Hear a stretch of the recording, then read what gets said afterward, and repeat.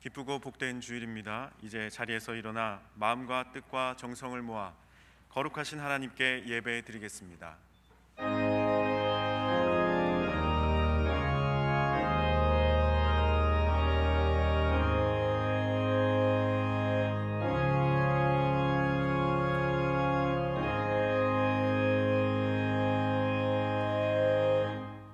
내 영혼아 여호와를 송축하며 그의 모든 은택을 잊지 말지어다.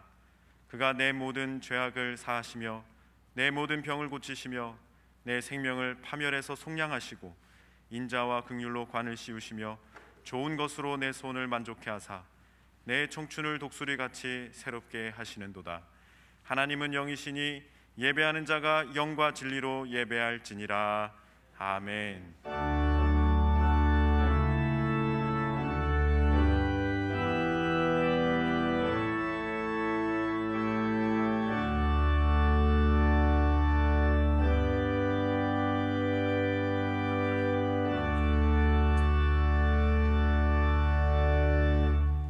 영원히 찬송과 영광과 존귀를 받으시기에 합당하신 우리 주 하나님 아버지, 주님께서 우리에게 베풀어 주신 그 모든 은총을 기억하면서 이 시간 주님께 감사와 영광을 돌리나이다.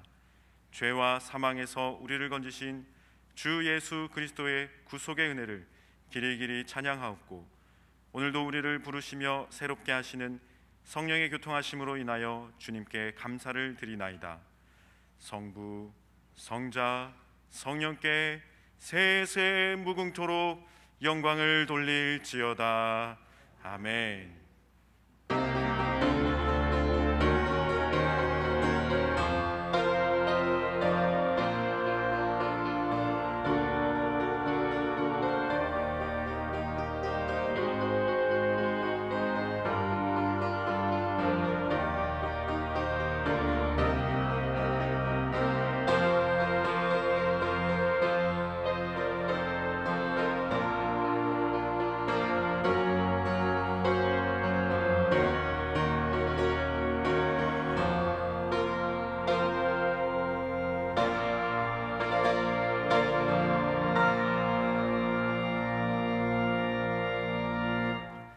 찬송가 46장을 찬송하겠습니다.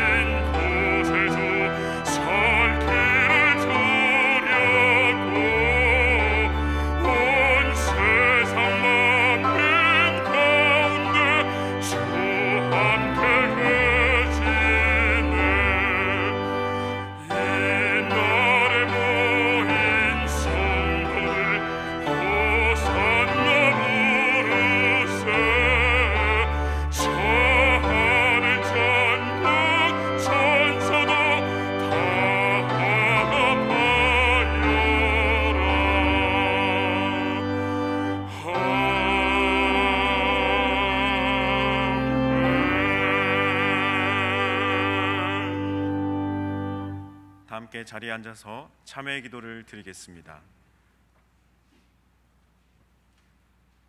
긍휼이 풍성하신 아버지 하나님, 주의 인도하심을 받아 저희들이 주님 앞에 모였습니다. 우리의 의가 있어서 나온 것도 아니요 우리가 정결해서 나온 것도 아닙니다. 주님께서 이미 용서하시고 강한 팔로 이끌어 주시기에 감히 주의 전에 모였습니다. 이제 입을 열어 찬송을 부릅니다만 입술이 더러워졌습니다. 찬양을 해야 할 이 귀한 입술로 한숨도 쉬고 원망도 하고 저주도 했습니다. 하나님 앞에 감사의 기도를 드리고 있습니다만 우리는 일주일 동안 너무나 많은 불평에 살았고 원망하며 살았던 것을 기억하오니 주여 불쌍히 여겨 주시옵소서. 이 세상에 살아가는 사람들 중에 시험과 걱정 근심 없는 사람이 없는데 다른 사람들의 어려움과 사정을 살피며 도와주기보다는 외면하고 경계하며 살았음을 고백합니다. 이 시간 이기적인 마음과 교만한 태도를 내려놓고 겸손의 왕으로 온 세상을 섬기셨던 예수님을 닮아가게 하옵소서. 겸손히 엎드린 낮은 자리에 하나님의 놀라운 사랑과 은혜가 임하는 것을 발견하게 하시고 주님이 인정하시는 진짜 큰 믿음의 사람이 되게 하옵소서. 지금은 하나님과 나만이 아는 죄를 생각하며 묵묵히 참회의 기도를 계속합니다.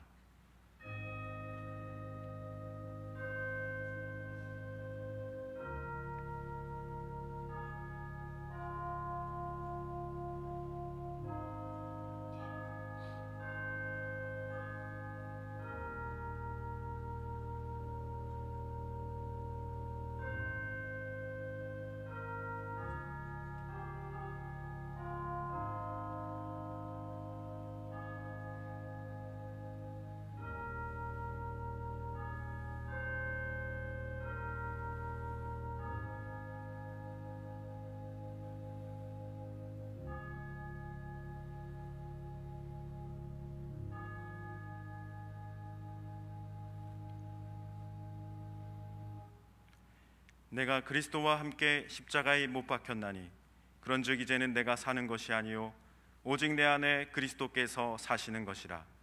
이 말씀에 근거하여 우리의 죄를 한 목소리로 고백하오니 우리의 죄를 사하여 주옵소서. 주 예수 그리스도의 이름으로 기도하옵나이다. 아멘. 그러므로 이제 그리스도 예수 안에 있는 자에게는 결코 정죄함이 없나니 이는 그리스도 예수 안에 있는 생명의 성령의 법이 죄와 사망의 법에서 너를 해방하였음이라. 아멘. 이제는 사도신경으로 우리의 신앙을 다 함께 고백하오니 나는 전능하신 아버지 하나님 천지의 창조주를 믿습니다. 나는 그의 유일하신 아들 우리 주 예수 그리스도를 믿습니다. 그는 성령으로 잉태되어 동정녀 마리아에게서 나시고 본디오 빌라도에게 고난을 받아 십자가에 못 박혀 죽으시고 장사된 지 사흘 만에 죽은 자 가운데서 다시 살아나셨으며 하늘에 오르시어 전능하신 아버지 하나님 우편에 앉아 계시다가 거기로부터 살아있는 자와 죽은 자를 심판하러 오십니다. 나는 성령을 믿으며 거룩한 공교회와 성도의 교제와 죄를 용서받는 것과 몸의 부활과 영생을 믿습니다. 아멘.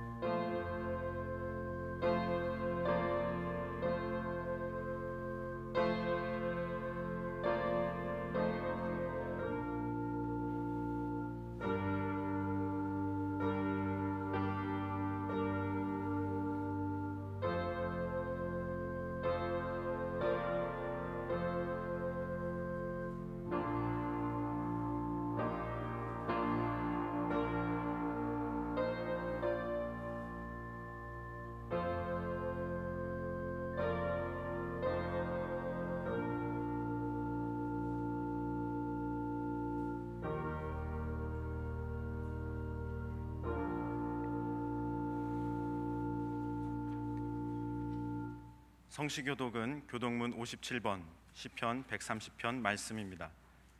교독문 57번 시편 130편 말씀입니다.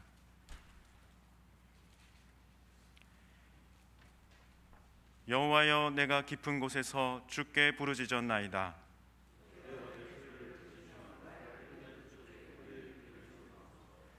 여호와여 주께서 죄악을 지켜보실진대 그러나 사유하심이 주께 있음은 나 곧 내 영혼은 여호와를 기다리며 파수꾼이 아침을 기다림보다 내 영혼이 주를 더 기다리나니. 이스라엘아, 여호와를 바랄지어다. 그가 이스라엘을 그의 모든 죄악에서 속량하시리로다. 아멘.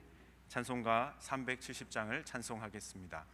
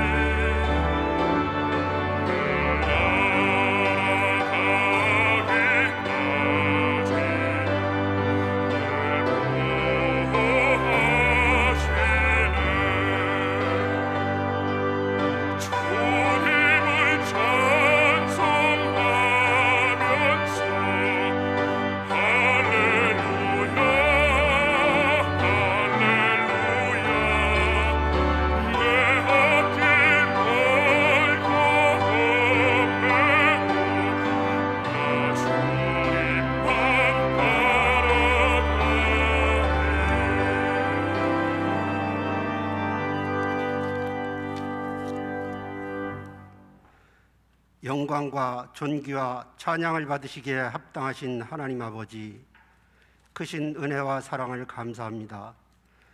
그동안 비대면으로 온라인 예배를 드리다가 비록 적은 인원이지만 이렇게 예배당에 나와 하나님께 예배할 수 있게 허락하여 주심을 감사합니다. 주님, 홀로 영광 받으시옵소서. 그러나 아직도 주님을 사모하고 있지만 교회에 나오지 못하고 가정에서 영상으로 예배를 드려야 하는 상황이 참으로 안타깝습니다. 비대면 예배가 지속됨으로 인해 모이기를 패하는 잘못된 습관으로 변질되지 않게 하시고 하루속히 다 같이 모여서 예배드릴 수 있는 날이 속히 오기를 간절히 바라옵고 나옵나이다. 세상의 질병을 통제하시고 다스리시는 주님, 코로나19의 확산 방지와 환자들의 치료를 위해 애쓰고 있는 의료진들을 기억하여 주옵소서. 저들이 지치지 않게 힘을 주시고 특별히 질병의 감염으로부터 안전할 수 있도록 건강을 지켜 주옵소서. 전 세계적으로 멈추지 않고 계속 확산되고 있는 코로나 바이러스가 이제 백신과 치료제를 통해 하루빨리 종식되게 하시고 이 전염병의 수렁에서 저희를 구원하여 주옵소서. 교회의 머리가 되시는 주님, 코로나19로 인해 많은 것들이 단절되고 어려움을 겪고 있는 가운데서도 언제나 승리교회와 함께 하여 주심을 감사합니다. 우리 교회가 올해에는 주여 이제 회복하게 하소서라는 표어를 걸고 컨택 365 회복운동을 실시하고 있습니다. 올 한 해 이 운동을 통해 매일 말씀과 기도로 무장하게 하시고 개인의 영적 컨디션과 공동체의 예배가 회복되게 하여 주옵소서. 또한 성도들 간의 영적인 교제가 회복되게 하시고 교회에 대한 사회적 인식이 회복되게 하시고 가족 간의 사랑이 회복되고 자연과 모든 만물의 컨디션이 회복되게 하옵소서. 금년 한 해 동안 각 지체에서 수고하실 봉사자들을 기억하시고 저희들에게 새로운 힘과 능력을 허락하심으로 봉사할 때마다 아름다운 결실들이 맺힐 수 있도록 은혜를 더하여 주옵소서. 치유와 회복의 주님, 영업 제한으로 인해 경제적인 어려움을 겪고 있는 자영업자와 소상공인들, 질병으로 또는 마음의 상처로 고통을 받고 있는 분들이 있습니다.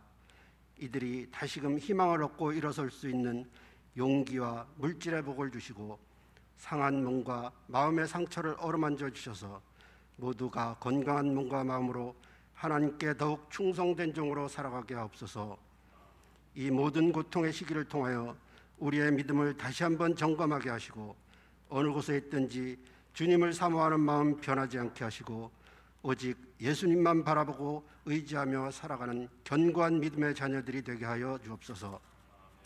말씀을 통해 역사하시는 주님, 이 시간 하나님의 말씀을 전하실 박규성 목사님께 크신 권능을 주셔서 전하시는 진리의 말씀을 통해 우리 모두 은혜 받고 날마다 새로워지며 그 말씀 따라 2021년에는 전 성도가 믿음 안에서 승리하는 한 해가 되기를 바라며 거룩하신 예수님의 이름으로 기도합니다. 아멘.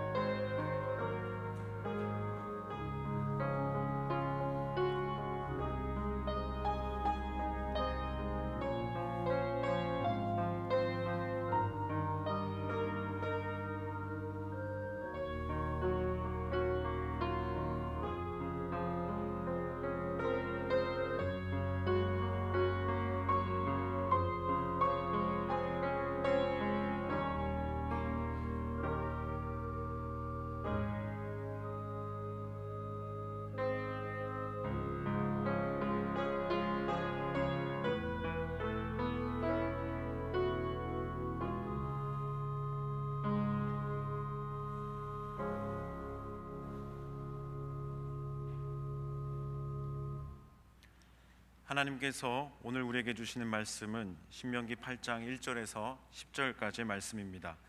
신명기 8장 1절에서 10절까지 말씀입니다. 구약성경 274쪽에 있습니다.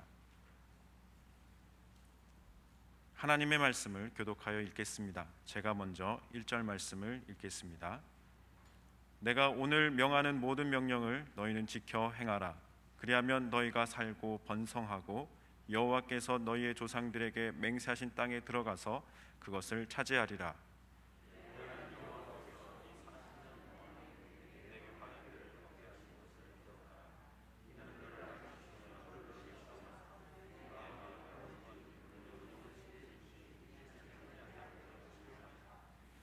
너를 낮추시며 너를 줄이게 하시며 또 너도 알지 못하며 내 조상들도 알지 못하던 만나를 내게 먹이신 것은 사람이 떡으로만 사는 것이 아니요 여호와의 입에서 나오는 모든 말씀으로 사는 줄을 내가 알게 하려 하심이니라.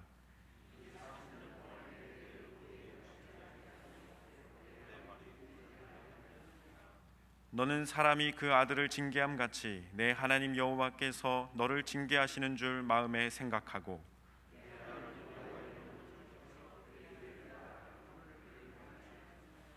내 하나님 여호와께서 너를 아름다운 땅에 이르게 하시나니 그곳은 골짜기든지 산지든지 시내와 분천과 샘이 흐르고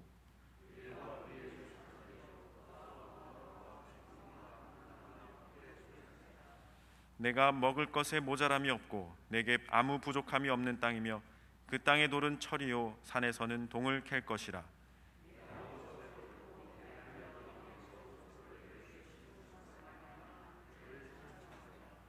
아멘.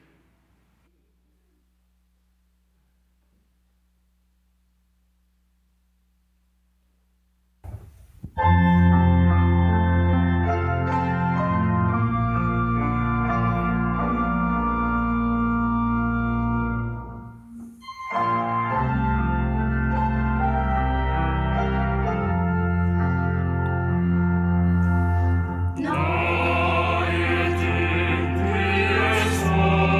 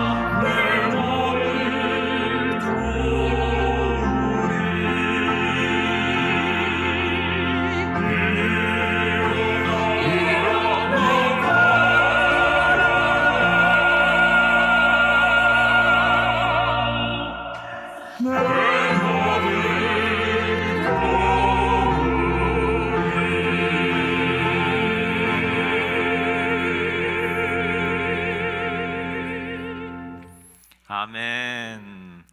할렐루야. 우리 하나님께서 귀한 찬양 기쁨으로 받아주신 줄로 믿습니다. 본당에서 예배드리시는 모든 성도님들, 또한 인터넷으로 예배드리시는 모든 성도님들을 우리 하나님께서 등 뒤에서 붙잡아 주시고 지켜주시고 보호해 주실 줄로 믿습니다. 서정주 시인의 국화 옆에서라는 시가 있습니다. 여러분 참 유명한 시이기 때문에 다들 아실 겁니다. 첫 두 소절이 이렇지요. 한 송이의 국화꽃을 피우기 위해 봄부터 서쪽새는 그렇게 울었나 보다. 한 송이의 국화꽃을 피우기 위해 천둥은 먹구름 속에서 또 그렇게 울었나 보다.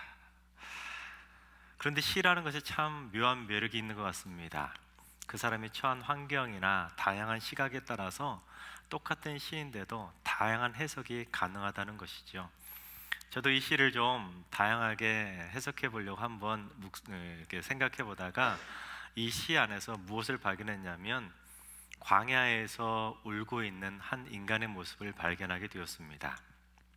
그러니까 인간이라는 존재가 광야라는 곳에 들어서는 순간 어떨 때는 소쩍새처럼 그렇게 서럽게 처량하게 울 때가 있더라는 거죠.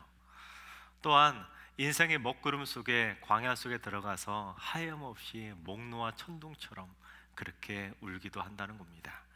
그래서 바로 울음과 통곡이 존재하는 그 눈물의 땅, 그곳이 바로 광야라는 것입니다. 그런데 봄의 소쩍새하고 가을의 국화꽃은 전혀 만나지 못할 것 같은데 때가 되면 아름답게 국화꽃이 피어나는 것처럼 그렇게 소쩍새처럼 슬프게 처량하게 울고 있는 광야의 사람도, 때로는 천둥 번개처럼 그렇게 목 놓아 울던 사람도 때가 되면 그 광야를 벗어나서 아름다운 꽃이 피어나게 되는 날이 반드시 오게 되더라는 겁니다.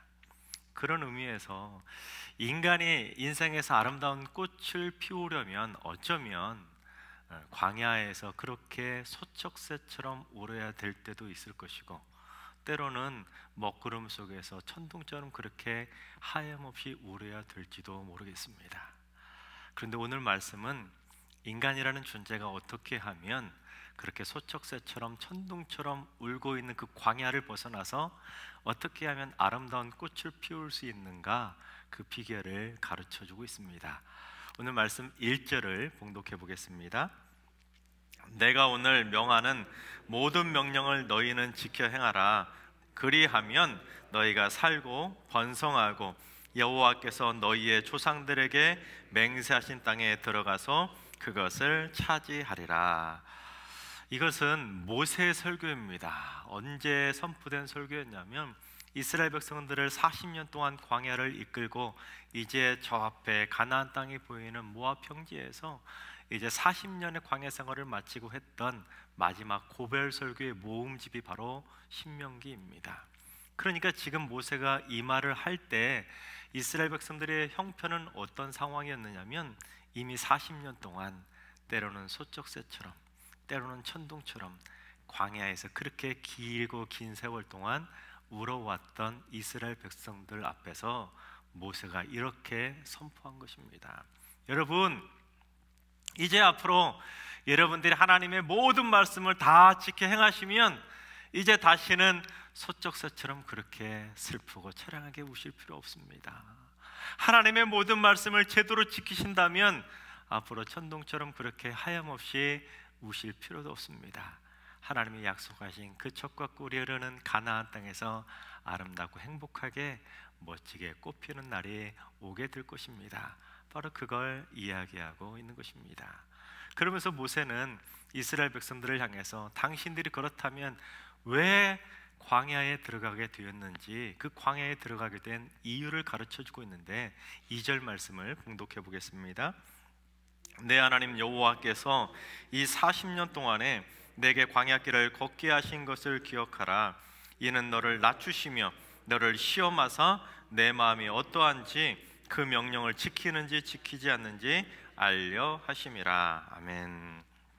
그러니까 하나님께서 이스라엘 백성들을 광야로 이끄신 것은 두 가지 분명한 이유가 있었는데, 첫째는 그들을 낮추시기 위해서였고, 두 번째는 그들이 하나님의 말씀을 얼마나 잘 지키는지 안 지키는지 그들의 마음을 한번 시험해 보기 위해서라는 겁니다.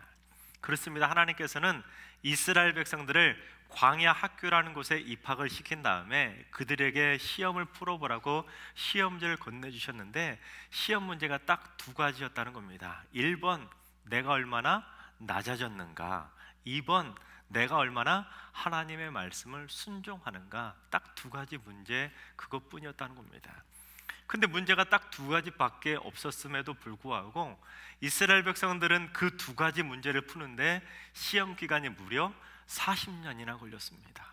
그러니까 두 가지 문제 딱 그것만 푸는데도 무려 40년이나 걸렸다는 겁니다. 그러니까 광야에서는 이 두 가지 문제를 얼마나 빨리 푸느냐에 따라서 광야 기간이 길어지기도 하고 짧아지기도 한다는 겁니다. 근데 이것은 달리 말하면 그 광야의 기간이 40년이 걸리든 400년이 걸리든 아무리 오래 걸리더라도 광야 학교에 입학하게 되면 반드시 그 시험 문제를 풀어야지만 어떻게든 광야 학교를 졸업할 수 있다는 겁니다. 그래서 그 광야 시험 문제를 빨리 푼 사람은 빨리 졸업하는 것이고, 늦게 푸는 사람들은 계속해서 그 광야 학교를 졸업하지 못하고 광야 학교를 계속 다닐 수밖에 없다는 겁니다. 그래서 어떤 사람들은 그 시험 문제를 너무나 잘 풀어서 단 4일만 해도 광야 학교를 졸업하시는 분들도 있습니다. 어떤 분은 또 4주, 넉 달 또는 4년, 40년 그렇게 이스라엘 백성들처럼 40년 만에 광야 학교를 졸업하시는 분도 있을 겁니다. 또는 어떤 분은 40의 갑절인 80년이나 걸려서 80평생 내내 그렇게 힘겹게 광야 생활을 하다가 인생의 말년에 가서야 겨우겨우 그 광야 학교를 벗어나서 드디어 인생 말년에 꽃을 피우시는 분들도 있습니다. 근데 안타까운 건 어떤 분들은 또 평생을 그렇게 광야에서 허덕이다가 그렇게 광야에서 죽음의 문턱을 넘으시는 분들도 있습니다. 마치 이스라엘 백성들이 40년 동안 광야에서 그렇게 고생만 하다가 가나안 땅에 밟아보지도 못했던 그 출애굽 1세대처럼 하염없이 광야에서 소쩍새처럼 그렇게 서글프게 울기만 하고 꽃 한 번 못 피워보고 그렇게 허망하게 죽음의 문턱을 넘으시는 분들도 많이 있다는 겁니다. 근데 오늘 본문을 보면 어떻습니까? 모세가 그 광야 학교 시험 문제를 다 가르쳐 준 겁니다. 오늘날로 말하면 시험지를 유출한 거죠. 문제가 2개밖에 없고 정답도 다 알려줬습니다. 쉽지요? 오픈 테스트라는 겁니다. 그래서 오늘날 한국 사람들도 신앙인들도 다 그 문제도 알고 답도 압니다. 그래서 어떻게 합니까? 우리가 인생의 광야 학교에 입학하게 되면 2가지를 풀면 되는 겁니다. 내가 낮아지고 겸손해지면 되는 것이고, 내가 하나님의 말씀을 열심을 다해 충성하고 섬기면 그러면 광야 학교를 쉽게 졸업할 수가 있게 되는 겁니다. 그런데 실제 삶에서는 어떤가요? 우리가 광야 학교에 들어가면 하나님께서 시험지를 딱 주십니다. 그런데 현실에서는 시험 문제를 딱 들면 문제도 알고 답까지 다 아는데 알면서도 풀기 힘든 게 바로 광야 학교 시험이라는 겁니다. 참 어렵더라고요. 누구나 다 광야 학교 시험을 잘 푼다면 광야 학교 들어가자마자 단 4분 만이라도 졸업할 수 있을 텐데 정답까지도 다 알면서도 이거 푸는 것이 왜 이렇게 어려운지 모르겠습니다. 자, 그렇다면 광야 문제, 그 시험 문제를 하나씩 한번 살펴보겠습니다. 첫 번째 시험 문제가 뭐였지요? 너를 낮추시며입니다. 그러니까 그 사람이 얼마나 높아졌는지 그걸 보신 하나님께서 그를 낮추시기 위해 그를 광야로 몰아가신다라는 겁니다. 근데 이 구절을 쉬운 말 성경과 현대어 성경은 이렇게 번역합니다. 여러분의 고집을 꺾고 겸손하게 낮추기 위해서라고 번역하는 겁니다. 그러니까 이스라엘 백성들을 하나님께서 광야로 들어가게 하신 첫 번째 분명한 이유는 무엇이었냐면 이스라엘 백성들의 고집 때문이었다는 겁니다. 무슨 고집입니까? 한없이 높아지려고 하는 그 교만한 고집과 또한 자기들의 뜻을 무조건 관철시키려고 했었던 집착에 가까운 고집이었습니다. 그래서 이스라엘 백성들은 40년 내내 그러한 고집을 피웠습니다. 때로는 하나님만큼 높아지려고 모세의 권위에도 도전했고 아론의 권위에도 도전하면서 끝없이 높아지려고 교만하게 고집을 피웠고, 또는 자기들의 뜻을 무조건 관철시키기 위해서 어떻게든 자기들의 목적을 이루기 위해서 끝없이 고집을 부리며 집착에 가까울 정도로 그렇게 악착같이 하나님 앞에 매달렸습니다.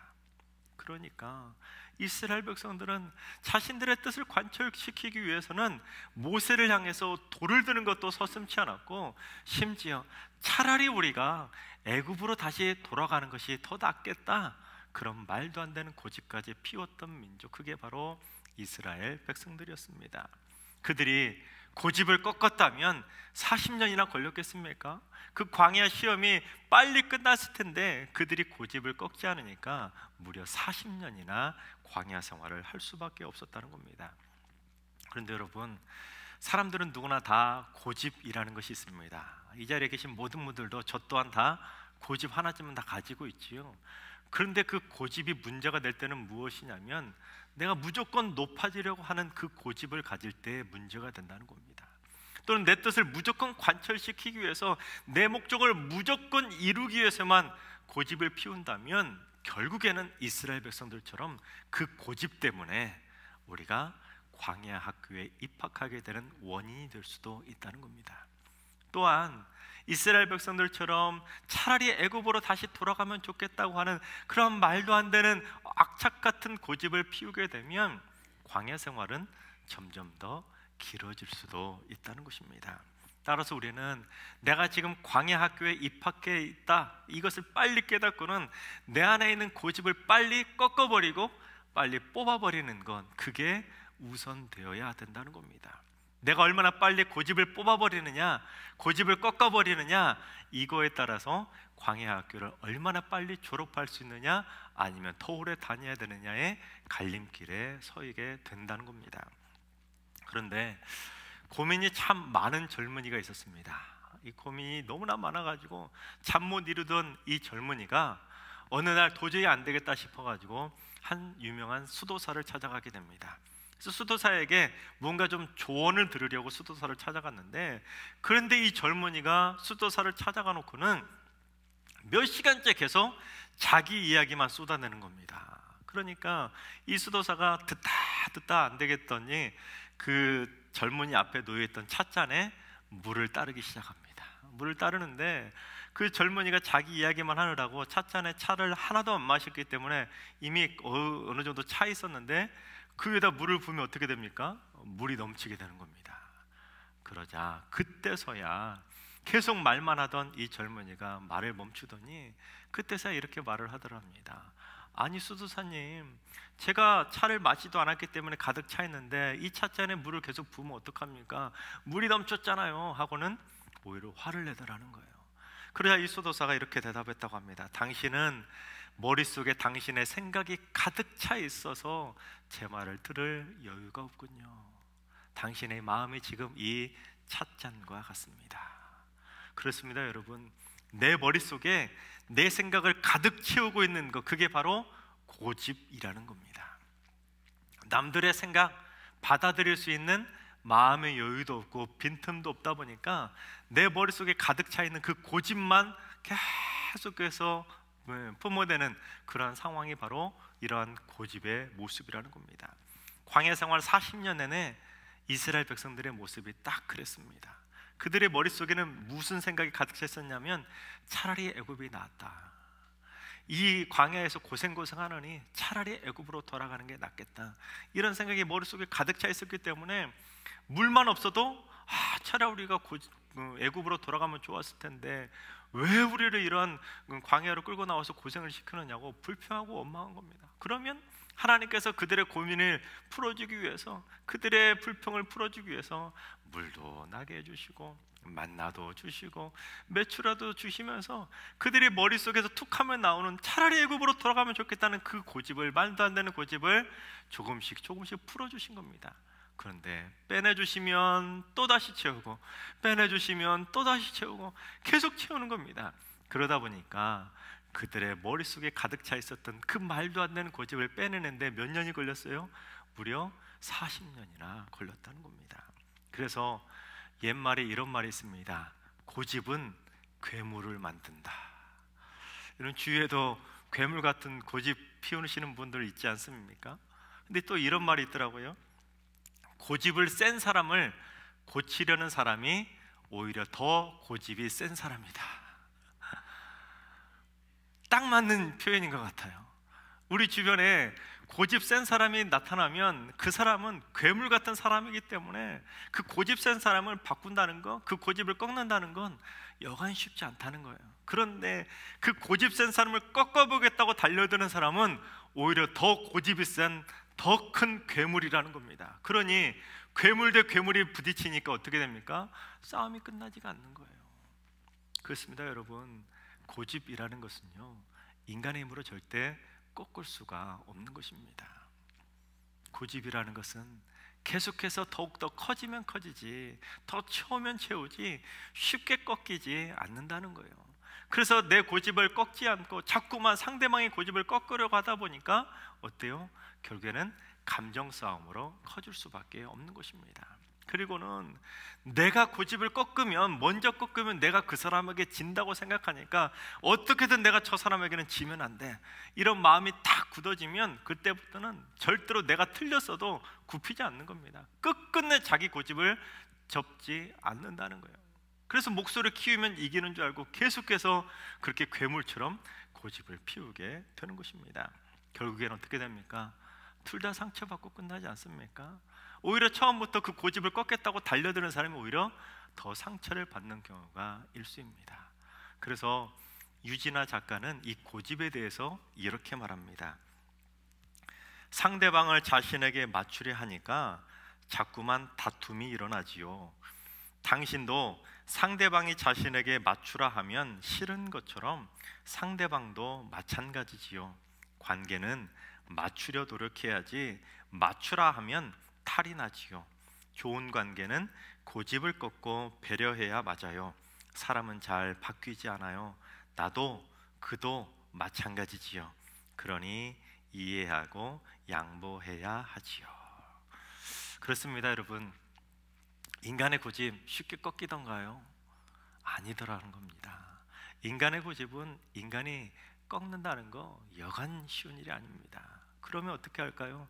내 고집은 내가 꺾는 게 가장 쉬운 거예요. 그런데 인간이 또한 왜 이렇게 바뀌기 힘든지 모르겠습니다. 한번 인간의 고집이 딱 잡히게 되면 정말로 철옹성처럼 꽉 굳어져 버리기 때문에 머리 꼭대기까지 그 내 생각이 가득 차 있기 때문에 한번 고집이 가득 차서 괴물이 된 사람은 여간해서는 바뀌기 힘든 겁니다. 그러니 인간의 고집은 누가 꺾어야 될까요? 하나님밖에 꺾을 수가 없다는 겁니다. 그래서 내가 말도 안 되는 이스라엘 백성들처럼 고집을 피우고 높아지려고 또한 생트집을 잡듯이 그렇게 집착에 가까울 정도로 고집을 피우면 하나님께서 안 되겠구나, 너 이제 광야학교에 입학 좀 해야 되겠구나 하고는 그 고집 피우는 사람을 광야학교에 입학시켜서 교만을 꺾고 고집도 꺾고 결국에는 겸손하게 낮아지게 만드신다라는 사실입니다. 그런데 정작 고집을 피우며 교만한 사람들의 문제는 뭐냐면 내가 교만하다는 것, 내가 고집을 피우고 있다는 것 전혀 인정하지 않는다는 겁니다. 여러분, 주위에 고집 피우는 사람들이 나 이제부터 고집 피울 거야 그렇게 말하고 고집 피우는 사람이 있단가요? 없습니다.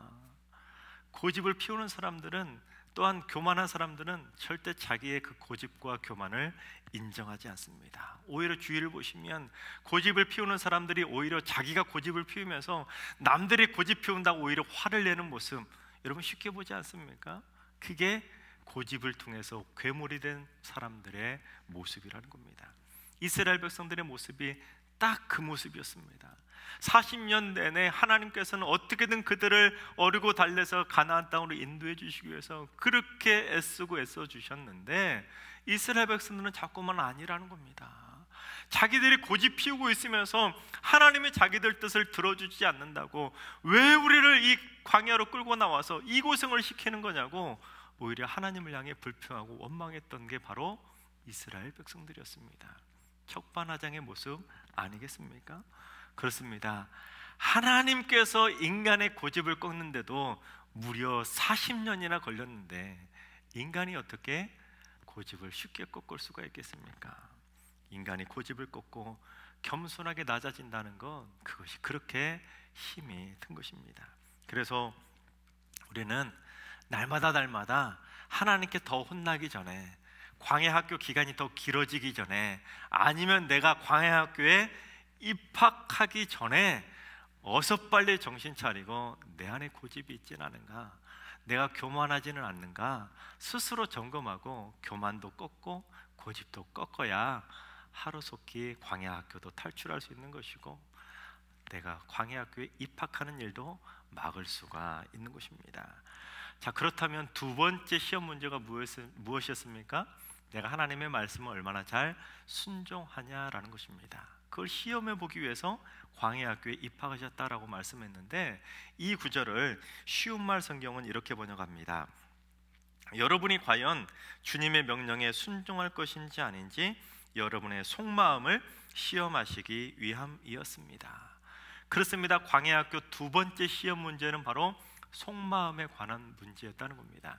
그러니까 하나님의 백성들이 얼마나 속마음까지 진실된 마음으로 진심으로 하나님의 명령에 순종하는지 안 하는지 그걸 보기 위해서 두 번째 시험 문제를 내셨다는 겁니다.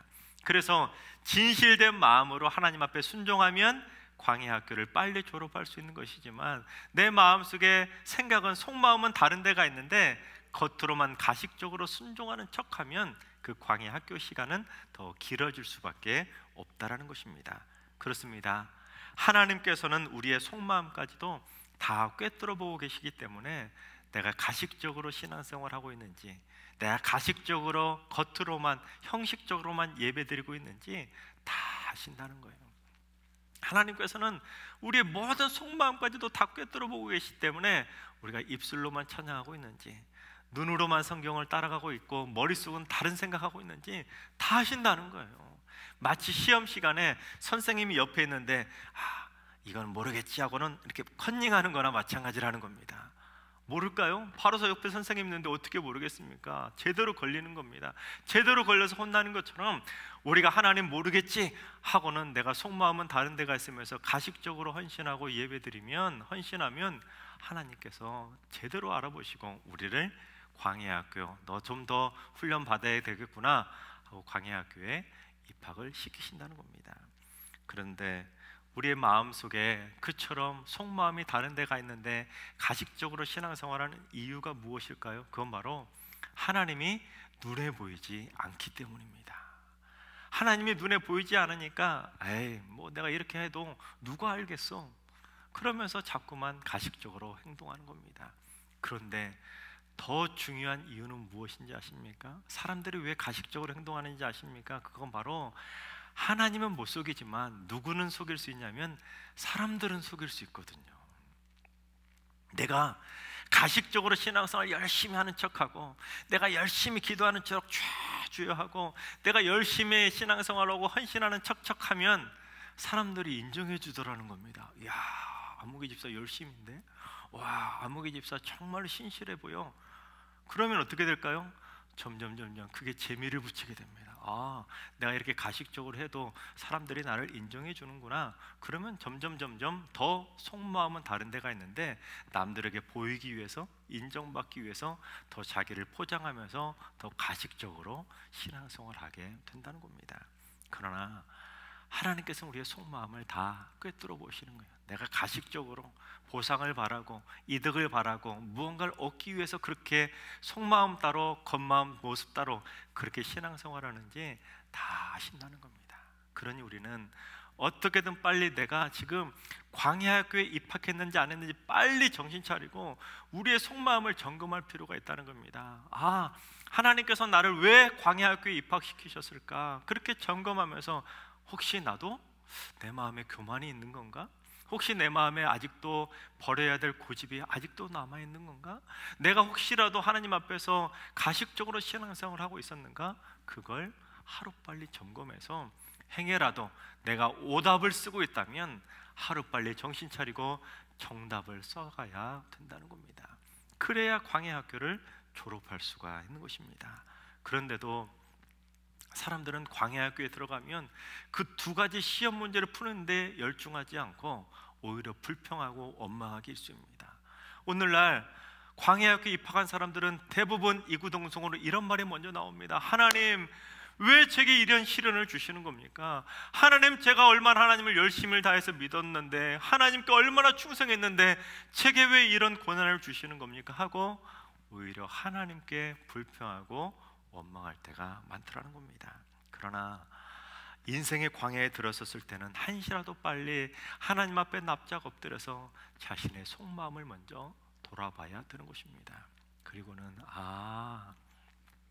이래서 내가 지금 광야 학교에 들어가 있는 것이구나. 아하, 내가 지금 아직도 뿌리 뽑지 못한 고집이 남아있는 것이구나. 아하, 내가 아직도 교만한 마음을 품고 있었구나. 아하, 내가 지금도 남들에게 보이기 위해서 가식적으로 신앙생활을 하고 있었구나. 빨리 정신 차리고 광야 학교를 졸업해야 한다는 것입니다. 그렇게 정신 차리고 광야 학교를 졸업하게 되면 어떻게 될까요? 오늘 본문 7절 상반절을 봉독해 보겠습니다. 내 하나님 여호와께서 너를 아름다운 땅에 이르게 하시나니. 그렇습니다. 광야 시험을 잘 풀고 아름답게 졸업하면 어떻게 돼요? 정말 아름다운 땅에 들어가서 행복한 꽃을 피우게 된다는 겁니다. 그리고 결국엔 어떻게 되냐면 우리 10절도 봉독합니다. 내가 먹어서 배부르고 내 하나님 여호와께서 옥토를 내게 주셨으므로 말미암아 그를 찬송하리라. 아멘. 그렇습니다. 광야 시험을 통과한 자들은 주를 찬송하게 된다는 것입니다. 그런데 오늘 본문을 보면 그렇게 주를 찬송하게 들어가게 될 그 땅, 그 조상들에게 약속한 땅, 그 땅에 대해서 다양하게 표현을 하고 있는데 물도 많고 과일도 많고 막 풍성한데 구절을 보시면 뭐라고 되어 있냐면 모자람도 없고 아무 부족함도 없는 그런 땅이라고 소개하고 있습니다.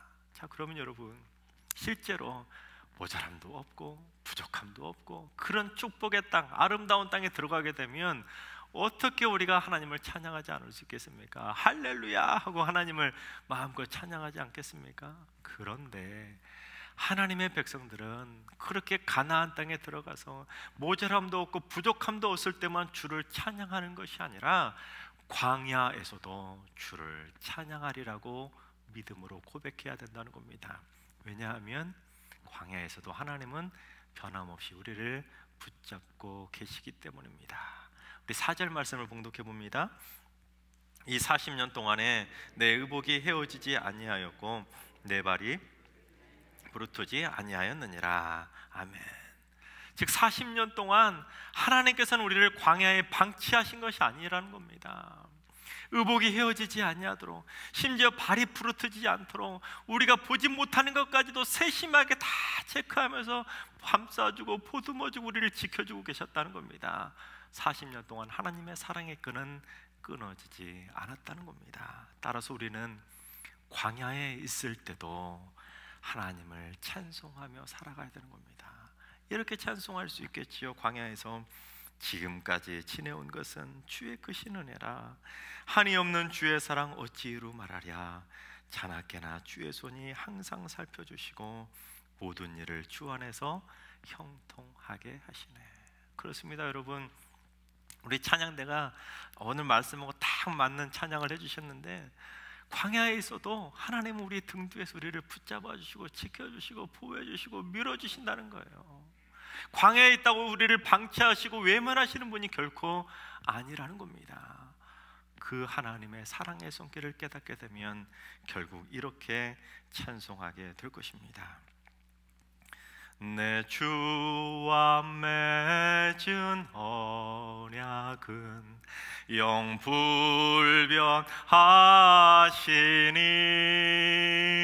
그 나라 가기까지는 늘 보호하시네. 주님을 찬송하면서 할렐루야 할렐루야. 내 앞길 멀고 험해도 나 주님만 따라가리. 아멘. 이 찬양의 고백이 우리 모두의 고백이 되어야 할 줄로 믿습니다.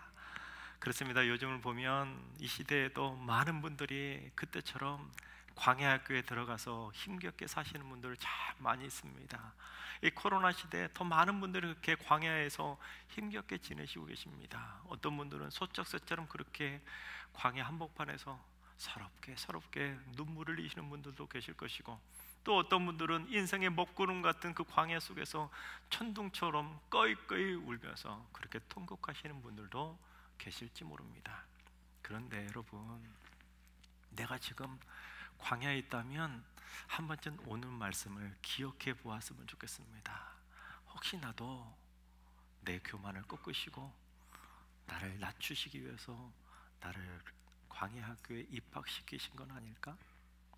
하나님께서 내 속마음을 아시고 내가 더욱더 진실되게 하나님을 섬겨보라고 나를 광야 학교에 입학시키신 건 아닐까? 한 번쯤은 생각해 볼 필요가 있다는 겁니다. 그리고는 그 광야학교 한복판에서 무엇을 먼저 더 생각해야 되느냐? 그건 바로 광야학교 한복판에서도 주님은 변함없이 우리를 붙잡고 계신다는 사실입니다. 나를 그 광야학교에 방치시키시는 것이 아니라 그 순간에도 매 순간순간 졸지도 않으시고 주무시도 않으시고 털끝 하나도 상하지 않도록 지금도 우리를 붙잡고 보호하고 계신다는 사실입니다. 그 믿음의 확신을 가지고 나를 돌아봐야 되는 거예요. 지금 하나님께서 나를 훈련시키시는구나. 부모가 자식을 훈련시켜서 더 바른 모습으로 성장시키기 위해서 하나님이 나를 훈련시키고 있구나 생각하고는 하나님 감사합니다. 제가 아직도 교만하고 있었네요. 하나님, 제가 아직도 고집을 피우고 있었네요. 하나님, 제가 아직도 하나님 앞에 진실되게 섬기지 못했네요. 그것을 빨리 깨닫고 하나님 앞에 받아든 그 시험 문제를 차근차근 풀어가야 되는 것입니다. 1번, 내가 하나님 앞에 고집을 꺾고 겸손하고 있는가? 2번, 내가 하나님 앞에 열심을 다해 충성하고 있는가? 이 문제를 잘 정답을 푸신다면 우리도 언젠간 반드시 그 광야 학교를 졸업하고 아름다운 꽃을 피우며 모자람도 없고 부족함이 없는 그 가나안 땅에서 영원토록 주를 찬송하게 될 줄로 믿습니다. 그렇습니다. 광야는 고난이 아니라 주를 찬송하게 만드는 축복의 통로인 줄로 믿습니다. 광야는 내 신앙을 더욱더 진실되게 만들고 업그레이드 시켜줄 수 있는 행복한, 또한 축복된 멋진 그러한 훈련장이 될 수도 있다는 사실입니다. 하나님께서 사랑하시는 여러분, 혹시라도 지금 광야학교에 계신다면 힘내시기 바랍니다. 화이팅입니다. 화이팅 하세요. 그리고 또한 정말 그 광야학교에서 소쩍새처럼 그렇게 하염없이 울지만 마시고, 천둥처럼 그렇게 먹구름 속에서 목 놓아 울지만 마시고, 힘내서 하나님 나와 함께 하시는구나, 그런 믿음의 확신을 가지고 힘차게 그 문제를 하나하나 풀어가서 아무런 부족함도 없고 모자람도 없는 그 멋진 가나안 땅에서 영원토록 주를 찬송하며 살기를 주님의 이름으로 축원합니다. 기도하겠습니다.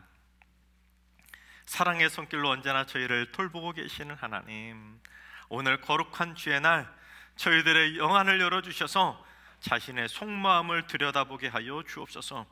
행여 내 안에도 교만한 고집의 뿌리가 자라고 있지는 않은지, 하나님을 잘 섬기는 척, 기도하는 척, 예배 잘 드리는 척, 가식적으로만 신앙생활하고 있지는 않았는지 온전히 자신을 점검하는 시간을 갖게 하여 주옵소서. 그래서 인생의 광야를 만난 원인을 발견하게 하셔서 교만한 고집의 뿌리를 다 뽑고 다 꺾어버리게 하시고 주 앞에서 진실된 모습으로 하나님의 말씀에 절대 순종하는 겸손한 하나님의 자녀들이 다 되게 하여 주옵소서. 승리의 모든 성도들이 인생의 광야 시험을 무사히 통과하게 하시고 하루라도 빨리 통과해서 모자람도 없고 부족함도 없는 아름다운 가나안 땅에 들어가서 멋지게 꽃피게 하여 주옵소서. 무엇보다 인생의 광야에서도 언제나 주를 찬송하며 살아가는 믿음의 인생이 되게 하여 주시옵소서. 저희를 언제나 돌봐주시는 주 예수 그리스도 이름으로 기도드리옵나이다. 아멘. 이제 다 같이 봉헌하시겠습니다.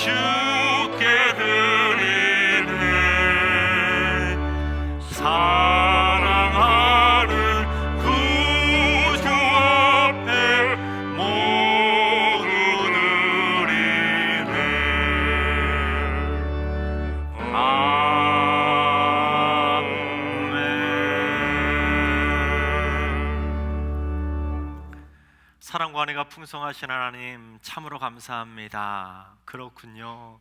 저희들은 광야에 들어갔다고 불평하고 원망했는데 광야에서도 주님은 변함없이 졸지도 않으시고 주무시도 않으시고 저희를 붙잡고 계셨군요. 주여, 지난 한 주간도 저희들을 붙잡아 주심에 감사하며 귀한 예물을 드립니다.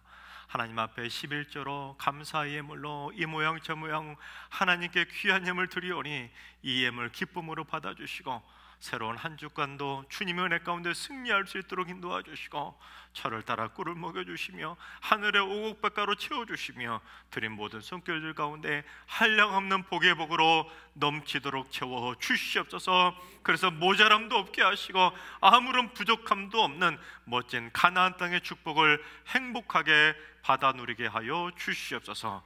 이 모든 간구 주 예수 그리스도 이름으로 봉헌기도 드리옵나이다. 아멘.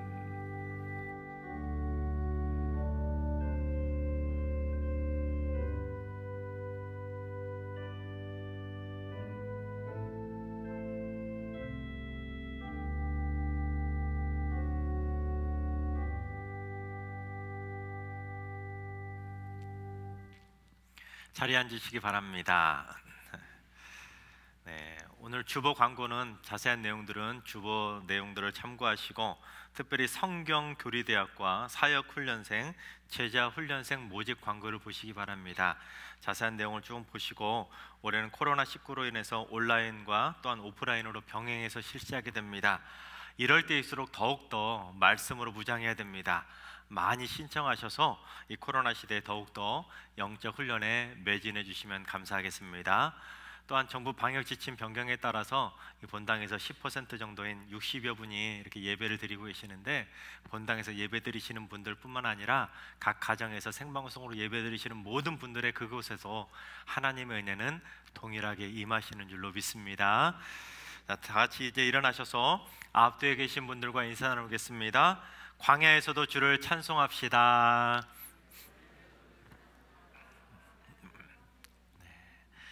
인생의 광야에서도 변함없이 저희들을 돌봐주시고 지켜주셔서 아름다운 가나안 땅으로 인도해 주시는 그 하나님의 은혜가 우리 성도님들과 함께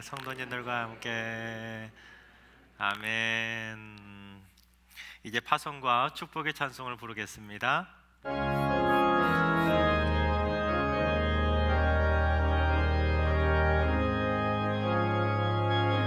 하나님의 동생자 예수 나 위하여 오시었네. 내 모든 죄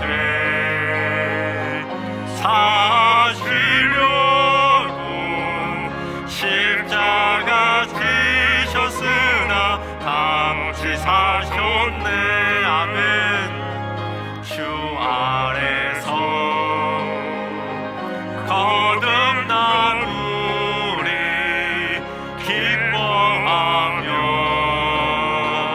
찬양하리. 가슴 속에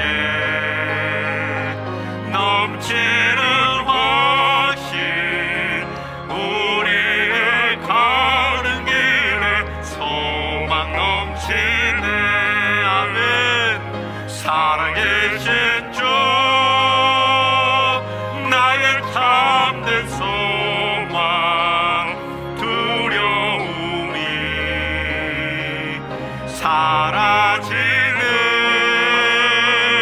사랑의 주는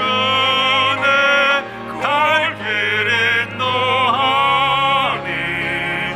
내 모든 삶의 기쁨 늘 충만하네. 아멘. 살아계신 주, 나의 참된 소망, 두려움이 사라지네. 할렐루야. 사랑의 주는 갈 길 인도하니 내 모든 삶의 기쁨 늘 충만하네.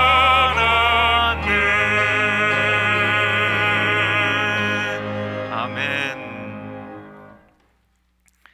이제는 우리 주 예수 그리스도의 은혜와 하나님 아버지의 만극하신 사랑하심과 성령님의 교통하심과 충만하신 역사하심이 인생의 광야에서 교만의 고집을 꺾고 주의 말씀을 온전히 순종하면서 날마다 주를 찬송하며 살기로 다짐하는 머리 숙인 모든 성도들과 각 가정과 일터와 자녀손들 앞날 위에, 그리고 승리교회와 이민족과 선교지 위에 이제로부터 영원까지 항상 함께 하시기를 간절히 축원하옵나이다.